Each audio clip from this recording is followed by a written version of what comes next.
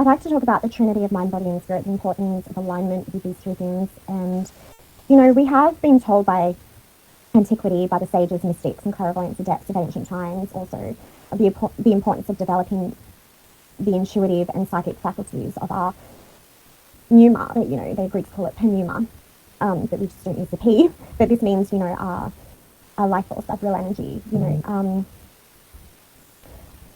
this is especially important in our current age. Unfortunately, many occultists and teachers and gurus and adepts today are not teaching the same wisdom. They neglect the importance of keeping the body clean and free from harmful toxins that can affect and cause dysfunction in our pineal gland and our nervous system.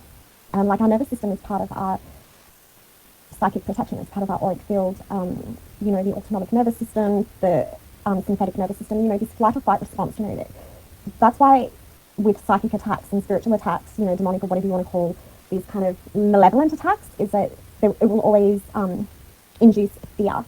So this is a way to break down a person. I mean, if you've researched MK Ultra and brainwashing techniques done by the CIA and through hypnosis and things like that, you will see that they've used abuse and fear tactics to, break down a person's psyche mentally and break them down to the point where they become submissive. So, I mean, you can even see this in the animal kingdom, where it will use the fear, like the lion will hypnotize with its eyes, the lion or the tiger or whatever will hypnotize with its eyes its target and induce that fear response, and that's, causes bad decisions, and that's what's happening in our world today, So that's why the nervous system is really important with psychic defense, and making like good spiritual discernment decisions, having good spiritual discernment.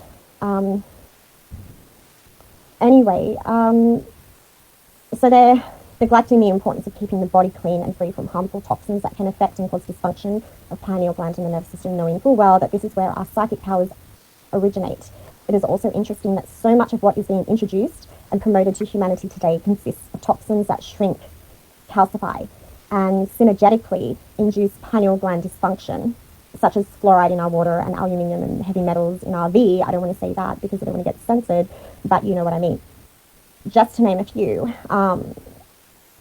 like clairsentience and the omniscience of God, and Purusha, the cosmic consciousness, is the immediate knowing of Ashar, truth and cosmic order, which leads to righteousness, and the Hu Mana, the good mind, this meaning the good mind, the one must dwell in God's good mind to avoid being deceived by malevolence, deception and trickery, and helping us make better choices, intuitive choices in our lives. Because these malevolent forces, they sabotage the creation of Supreme Godhead and our, consciousness, leading us and misleading us into a more of a destructive path of our own conscious awareness. There's people, may regurgitate knowledge from books and memory and intellect. However, if one does not use their second sight, they become helic and trapped in agnosia, which is a not knowing. It's an amnesia, a victim of illusion, eternally caught in a material cycle of samsara, like the Ouroboros, eating its own tail, like constant cycle, constant pattern. That's why everything in this realm is a pattern. It's a constant cycle of the same thing, like Groundhog Day, happening over and over again until we change that pattern and reprogram it with our own direction and navigate through that, instead of these collective programs and cycles that we're seeing repeating in the world. An awakened psychic individual intuitively avoids anything that harms the pineal gland and nervous system. Because it's all important, this mind, body, and spirit trinity, and connecting and, emerging as one of the mind, body, and spirit into one collective awareness of all three. So it's functioning, because if you look at, if you look at the mechanics of a car and your vehicle is not performing at its best, it may be lacking in oil that's caused problems in the engine, or it's overheated, or whatever, like the mechanics of the car.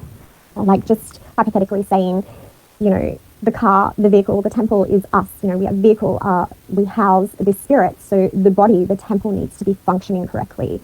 For the sympathetic autonomic nervous system, the pineal gland, everything, like our heart, our lungs, everything needs to be, free from these blockages, because it gets blocked up, right, when it's not functioning properly. And if we're not eating right, if we're not eating proper food, if we're not attaining proper knowledge and information, if we're getting misguided, because everyone, I feel, is a conduit. Like, some people try and these delusions of grandeur where they try to place themselves above others by saying, you know, they're psychics and clairvoyants and they can read every information and all these.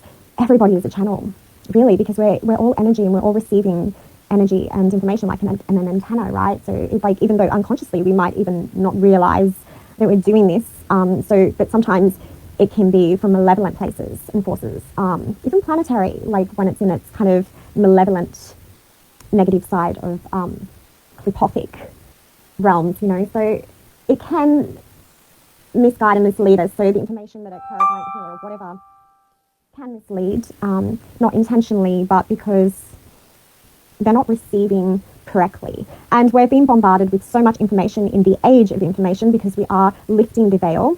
So illusion is quite heavy upon us, because the only way to kind of break out of, you know, and lift the veil of Paraketh is to, you know, see the illusions, see the hallucination that we're living in, and what we're also creating with our mind as a mirror.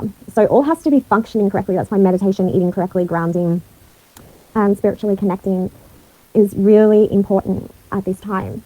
You know, and to say that we only are a conduit for light forces or dark forces is incorrect, because, you know, we live in a duality, we live in this polarity of darkness and light, and we can, you know, channel anything that's coming through us, but it's recognizing. That's what self-realization is so important, because if we don't have that realization of the darkness and the light, then we really do have no understanding of what's coming through us and how to navigate and understand.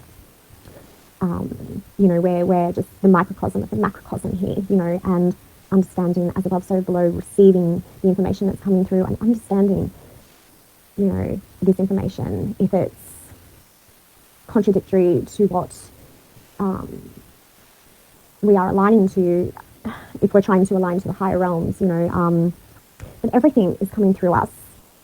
We just got to understand, you know, we've got to be aware. So we are an observer without absorbing, if you understand, because we can channel anything that's coming through, because everything's kind of coming through, and it's just information after information, but working out what is important and what is not, and what is malevolent, benevolent, and what is truth and a lie, you know, and that is what spiritual discernment really is.